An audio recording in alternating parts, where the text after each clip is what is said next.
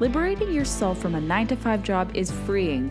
The freedom to choose how, when, and where to work is uniquely American. That's why over 59 million Americans today partake in some form of freelancing, whether full-time or part-time, and 10 million more are contemplating entering this workforce soon. In this series, we'll highlight freelancers who love their work and want to safeguard their livelihoods. Our journey starts in the Commonwealth of Virginia. This is Freedom and Freelancing.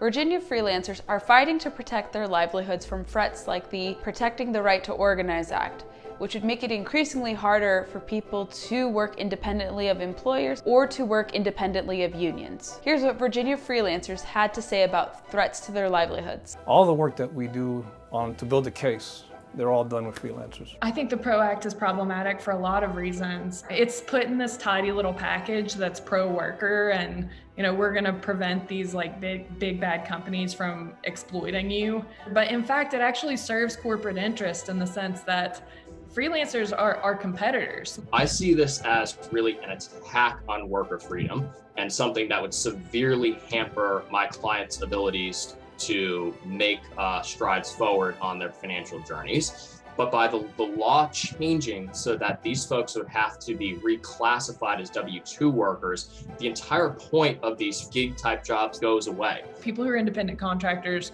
are now making calculations about what their career will look like if this piece of legislation is passed. All of the choices that it forces artificially for individuals are completely toxic. I think freelancers know they don't want to be told what to do, but they're not used to these political battles. I think we have a chance to educate people about that. I'm not anti-union. I spent my entire career as a union firefighter, and I was a proud member of Local 28. What I don't understand is, if it's so good, why would you force me to be in a union? Why would you make it a condition of my employment? I don't want a third party on my behalf telling me what's best for me. I want to pick the clients that I work with. I want to charge the fee that I want to charge. And being a freelancer allows me the opportunity to pick the places I want to work, where I want to work, and get paid the amount of money that I want to get paid.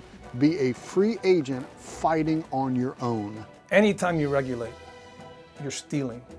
There's no doubt in my mind, if this law is enacted, that it is going to destroy innovation. It's going to put a wet towel on free enterprise, and it's going to make it harder for freelancers at some point to make a living, and people will not engage in the marketplace. This bill, you could tell, it was drafted for a world that doesn't exist mostly, because it really is just a combination of years of stuff they've never been able to pass, and they think they can cram it through.